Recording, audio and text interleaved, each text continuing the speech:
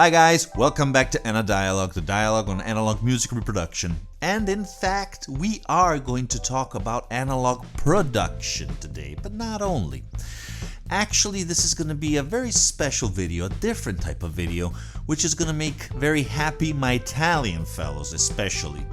But I'm sure also you guys are going to be interested. Are you ready? Let's go now!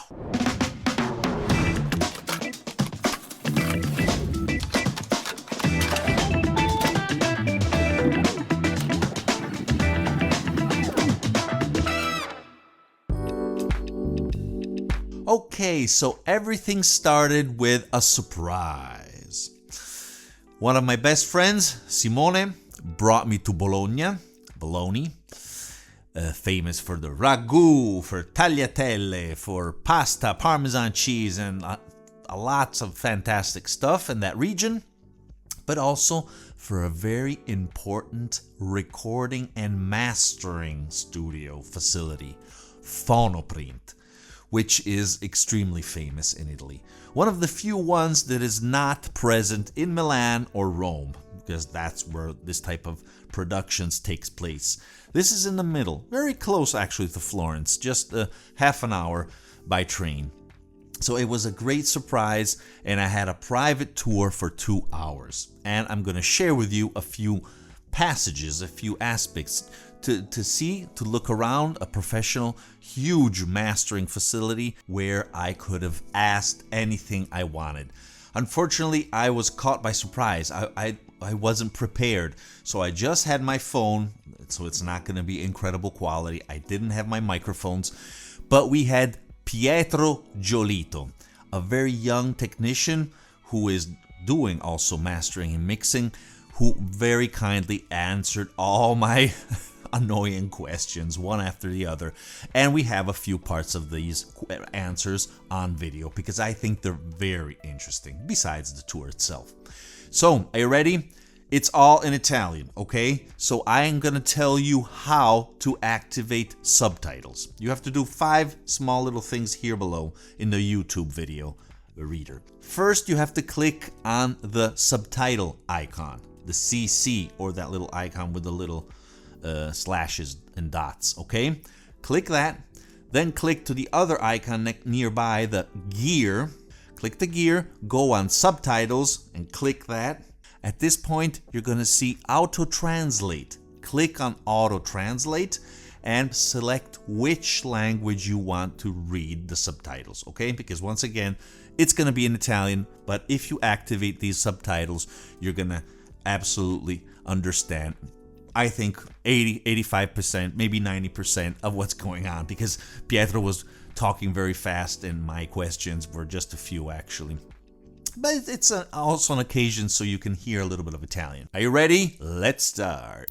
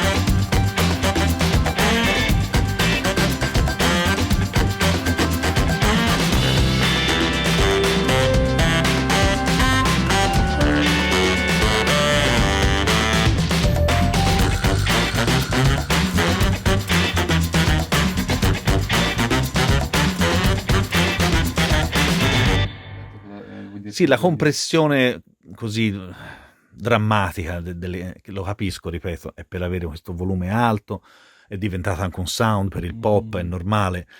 Però tante volte c'è questa volontà, questa esigenza, no, di preservare, secondo me, un po' la dinamica che si trova nei dischi classici, di musica classica, di jazz, Mhm. che manca un po' nel rock e nel pop.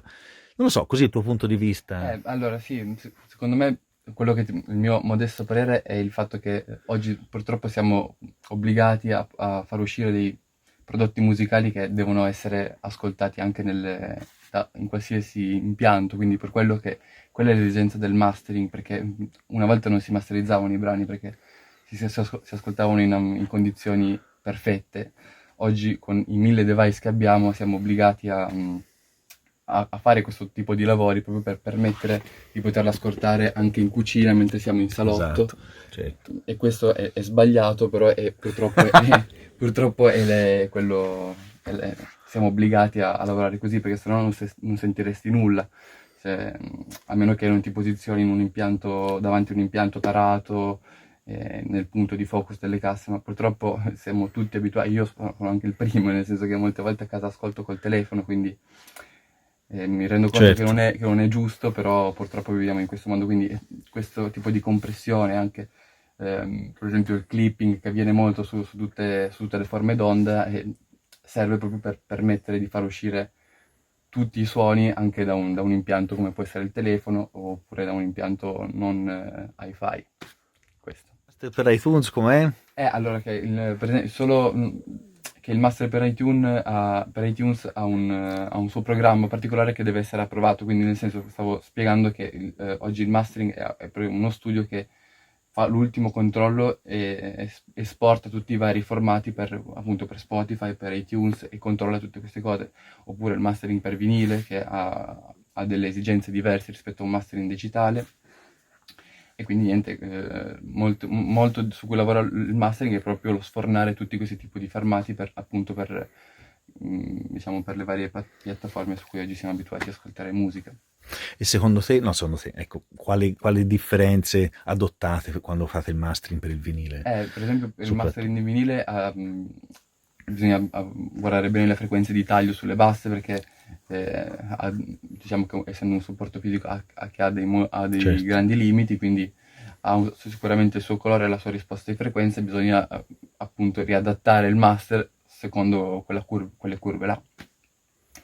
E magari anche lì tenere una soglia di compressione più bassa perché si presuppone che magari quel tipo di formato venga ascoltato non così distrattamente, quindi ci si può magari permettere un po' più di dinamica, quindi Ottimo, si ecco, meno correggono. male, tu mi dici questo, guarda, mi rincuori.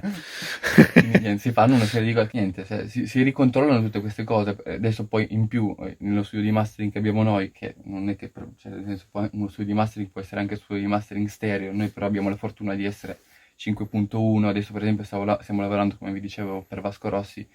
Mi rendo conto che è più un lavoro di, ok, hai fatto un mastering che come potrebbe essere per il formato digitale, molto del lavoro è stare lì a riadattarlo a tutte le varie esigenze. Per esempio adesso stanno facendo gli export per il DTS, quindi per un formato surround 5.1 che è sempre surround ma è un altro tipo di decodifica. E tutto un po', quindi si lavora più che altro a riadattare tutti i vari formati, quindi tanto, ok, adesso ripassiamo per il DTS, ripassiamo per l'Atmos, sforna tanti tipi di formati diversi, quello che dico. Poi comunque di là abbiamo un ascolto che oggi purtroppo non potrò farvi sentire, però è un impianto che ti piacerebbe un casino, perché è un impianto PMC 5.1, ci sono il main che è alto tipo fino alla televisione, sì, che è sovradimensionato, però è molto...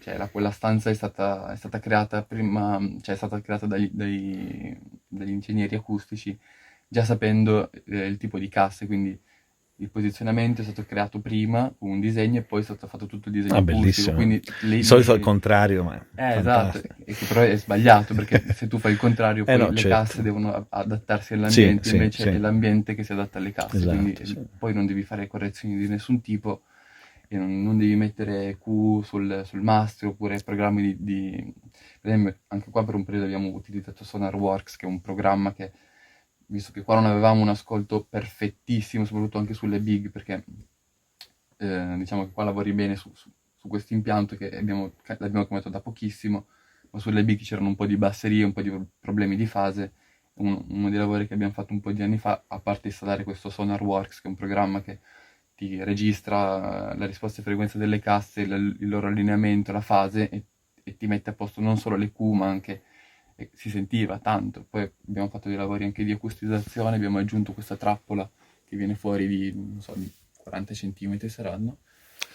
Quindi è stato fatto tutta una serie di lavori per permettere, invece di là è perfetto perché è stato fatto anche più recentemente, e quell'impianto costa tipo 100.000 euro, poi adesso hanno aggiunto, che era un impianto 5.1, hanno aggiunto altre due casse per il 7.1, che sono praticamente, prima c'erano quelle back, adesso c'è questo qua medie, sono quelle del 7.1, più 4 ascolti in aria appesi. Quindi cioè, lì arriviamo a dei costi incredibili ed è effettivamente lì apprezzabile perché io sento fare dei lavori di Atmos e là te lo godi proprio. Certo. Però ho provato anche a fare l'ascolto in cuffia, cioè non so quanto possa essere. Ovviamente ci sono persone che lavorano anche in cuffia, distribuendo poi dei prodotti Atmos, però vabbè, non sono troppo ferrato su questo argomento. No, tipo questo cellulare qui ce l'ha, ma devo dire che... Ok. E sono sicuro, appunto, come dicevi te, nel contesto giusto deve essere proprio un'altra cosa. Sì, no. Perché vedo gente impazzire per questo Dolby Atmos. Penso che magari non so quante poi di persone hanno avuto la fortuna di poterlo testare veramente poi, no? Capito? Perché là lo senti, poi a parte che è fighissimo perché hai il programmino che ti segue i panne, quindi tu vedi quello che senti praticamente, quindi se ti intrippi è bellissimo perché vedi i suoni che ti fanno così, ed è molto bello quando è creativo. Ma te il vinile l'ascolti? Io il vinile non lo ascolto, non ci so, mi piacerebbe tanto, no, ma figurati. guarda, io ti dico.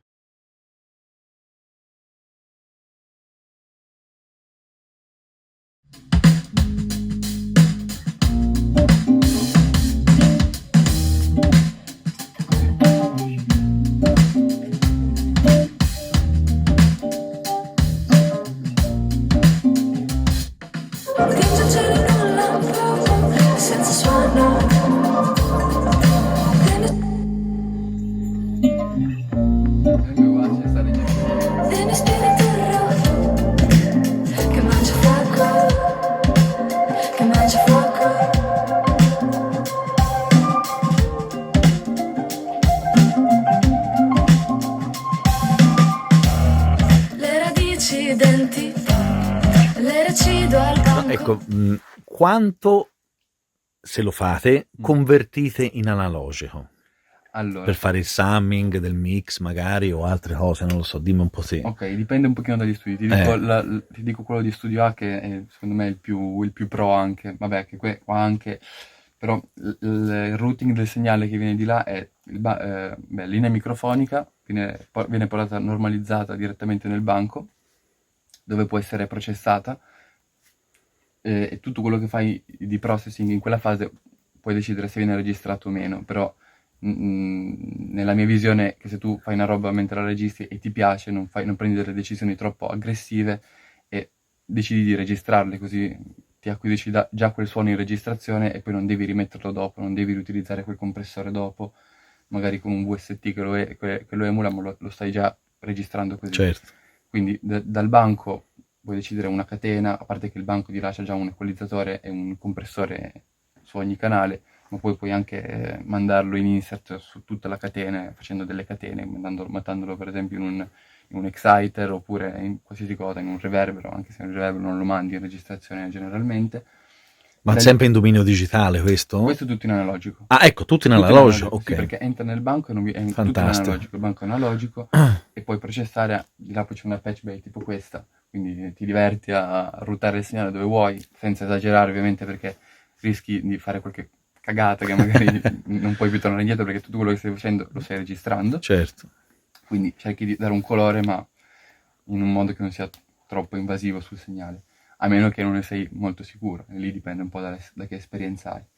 Poi dal banco viene mandato attraverso simile con degli small fader, viene mandato a un registratore in modo che tu puoi anche decidere di distorcere dal preamplificatore o dal compressore e poi mandargli solo una porzione di segnale in modo che hai ancora più possibilità in fase di manovra mentre sei nel dominio digitale e poi decidi quanto segnale mandare al Pro Tools in questo caso. Quindi in quel momento lì il segnale viene poi convertito dalle 192, che sono delle schede HD di Pro Tools. Non sono dei mega convertitori, ma sono quelle che vengono utilizzate normalmente dagli studi. Quindi da qua le singole tracce riescono e ritornano sul banco. Quindi per esempio se la cassa fosse su questo canale, arriva qua, viene mandato in questa fase, in questa parte del mix, viene mandata al registratore, quindi noi ce la vediamo arrivare su Pro Tools. Da Pro Tools possiamo decidere di ulteriormente processare il suono con dei plugin, però in questo caso sono solo in ascolto, perché in questi non sto influenzando il suono. Su Pro Tools anche lì puoi decidere di tenere in fase di registrazione tutti i fader a zero e riuscire sul banco e poi gestirsi, e poi dal Pro Tools si riesce e si ritorna sui VCA, che sono questi che ti permettono poi di mixare in modo analogico i segnali che poi Certo. vanno nella somma del banco. Questo è un modo di lavoro che viene utilizzato in determinati lavori, dove viene richiesto di mixare poi sul banco. E in questo modo fai un passaggio in più, cioè esci da tutti i canali di Pro Tools, ritorni su tutti i VCA e poi la somma viene fatta dal banco, e quindi hai il vantaggio di usare il sommatore del banco, che di là è una figata, perché l'SSL è una delle cose più fighe, il quad bus, tutto quello che ha sul master. Però ovviamente richiede una mole di lavoro molto più alta, perché poi una volta che se tu vuoi fare una modifica su quel mix, hai bisogno di recollarlo tutto con i musicisti, però in questo caso non ve le spiego, cioè nel senso, vabbè, sono delle mandate, ma non confondiamoci. Da qua il segnale, per sentirlo, ho bisogno di mandarlo al Pro Tools. Il Pro Tools c'è una traccia dove anche qua avrò scritto cassa, per esempio, che mi prende dal canale 1, glielo dico da qua, e l'uscita gli do sempre uscita 1. Quindi mi riesce, attraverso un routing che è fatto dalle patch dietro, e mi ritorna sul VCA 1 e lo sento da qua. Quindi io qua mi faccio un mix della roba, che poi va a essere sommato nella parte di master del banco e me la posso ascoltare. Così funziona. Questo è una figata secondo me, perché stai usando stai registrando un suono in analogico, quindi stai mantenendo il suono, come vi dicevo prima, a parte il preamplificatore, poi puoi equalizzarlo con degli EQ, anche dell'SSL o dell'MCI, compressori del banco, quindi molto belli, oppure compressori esterni. E poi il suono colorato in questo modo entra nel dominio digitale, dove io posso decidere vabbè, gli metto un filtro magari, però qua puoi decidere di fare delle cose anche un po' più invasive, perché tanto il plugin, una volta se io lo tolgo da qua, non è più in ascolto, quindi non sto, diciamo, marchiando il suono.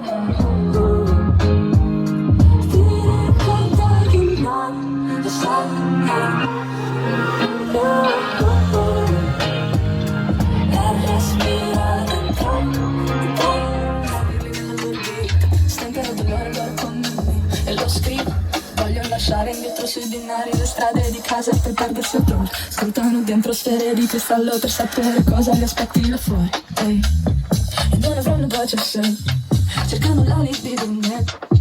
Come fosse cenere nel vento, se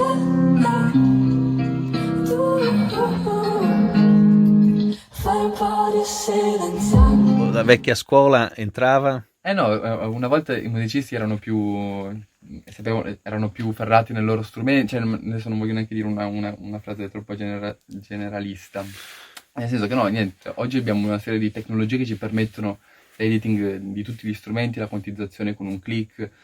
Ovviamente quindi una volta era più richiesta diciamo una precisione, oppure un'abilità da parte del musicista di portare avanti la take dall'inizio alla fine, magari anche dando un'espressività lungo tutta la take. Oggi magari questa cosa si è un po' persa, appunto perché abbiamo grandi possibilità tecnologiche che ci permettono magari di registrare anche a loop, oppure di registrare parte per parte, quindi dove magari riesci comunque ad ottenere un buon risultato, o sotto certi versi magari anche migliore, che però non ha magari quell'emotività di una persona che ti suona l'intero brano dall'inizio alla fine. E soprattutto poi questa cosa la vedi perché magari un progetto che suona benissimo in disco, poi magari quando vai a sentire il gruppo live ti accorgi che chissà come mai non esce quel progetto che invece lo riesce a... perché è tutto fatto a computer, o comunque è creato con degli incastri a computer, scusate, proprio con una precisione incredibile. Ovviamente poi o si può ricreare, ma è richiesta No, beh, una bravura ancora live più il banco difficile. di prova, ragazzi.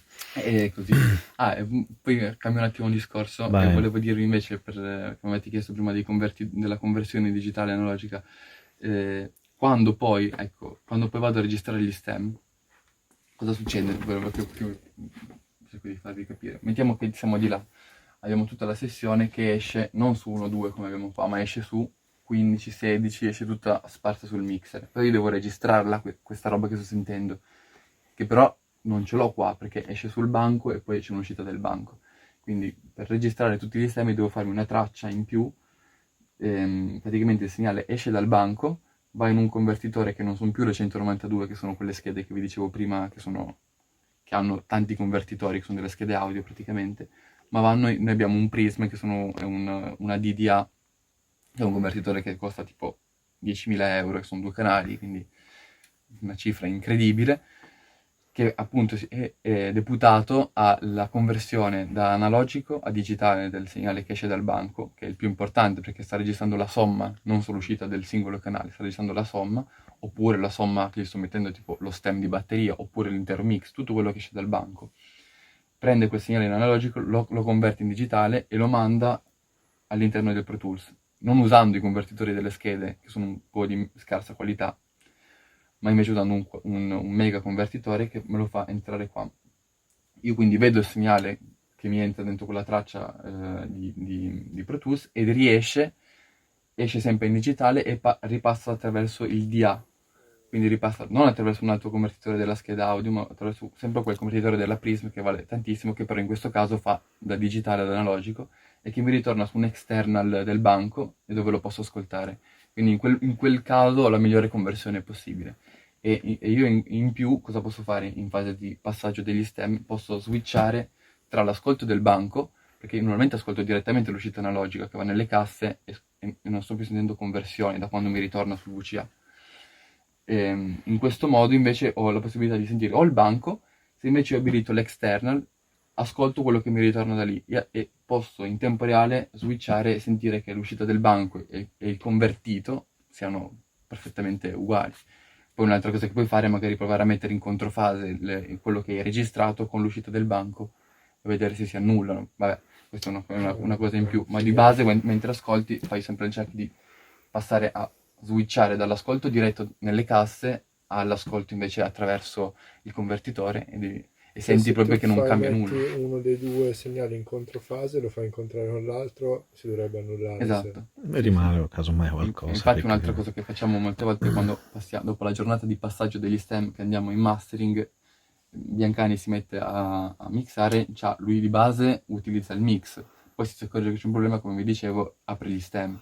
Però per verificare che nel passaggio degli stem non ci siano state delle pippe, mi dice metti un plugin che mette in controfase il mix e sommami il mix messo in controfase con tutti gli stem aperti, che se tutto torna bene si annullano, magari senti un pochino che è dato dalla compressione del quad bus, perché in un caso hai tutto il mix che viene sommato dal banco, nell'altro caso invece gli stem sono sì sommati ma tra di loro, tutta la batteria viene sommata nel banco, però non c'è quell'amalgama che invece c'è nel mix, perché tutte le tracce di tutto il brano vengono convogliate nel sommatore, quindi per quello che si privilegia comunque il mix, cioè il file LR, che se poi perché ha la pasta di tutto se invece poi c'è un problema si riaprono comunque gli stem e comunque è molto simile, la cosa non si sente solo se metti in controfase che senti un po' di attacchi diversi dati dal lavoro del compressore, che ovviamente lavorava in modo diverso se entravano tutte le tracce o se invece entrava solo la batteria. La confluenza dei singoli segnali in pratica crea un'amalgama più naturale rispetto alla... Ecco, prima mi ha colpito molto perché mi hai detto è ovvio che è meglio tutto analogico. Ho detto questo? Sì, l'hai detto forse sovrappensiero, però mi ha colpito molto. No, parlando appunto di mastering, mixing. Allora, sì, come posso essere più...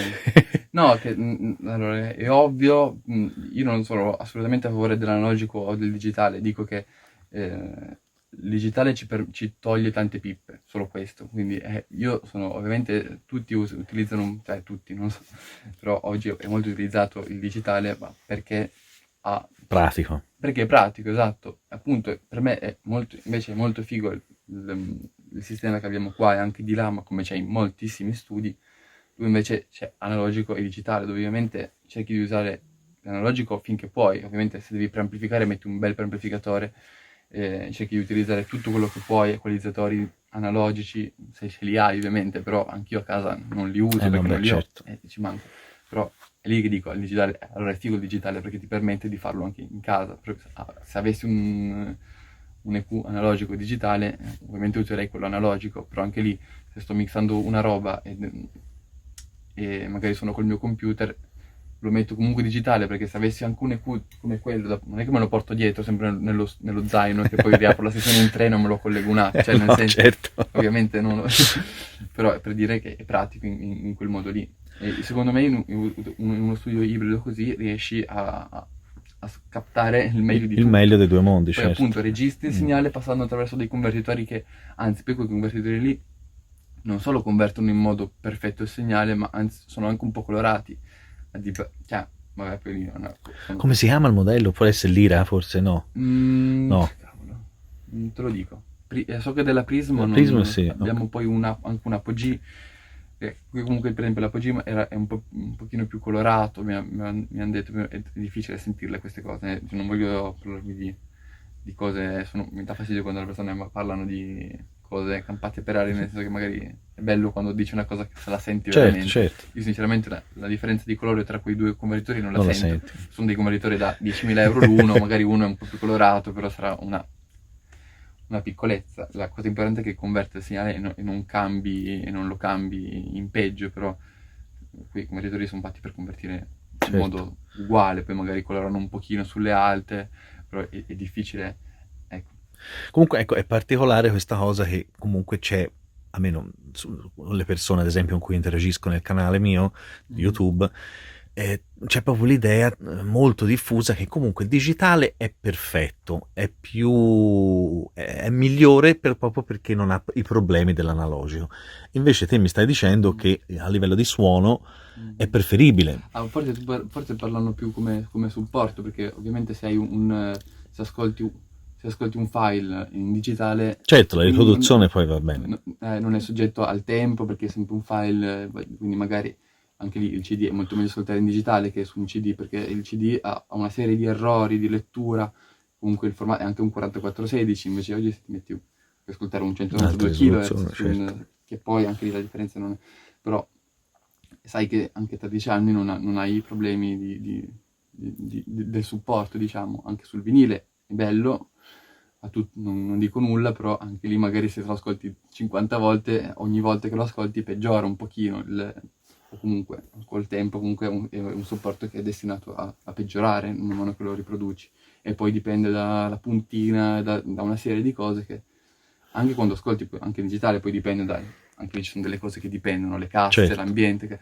però lì già anche introduci delle cose in più che o sei uno che ne sa tanto allora o se no delle due ascoltati una roba in digitale che te la godi meglio ascoltando. Più immediato, certo.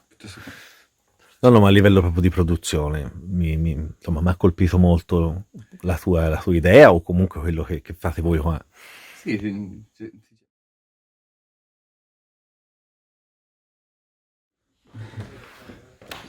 Uno studio vero. Facciamo solo un giro degli studi.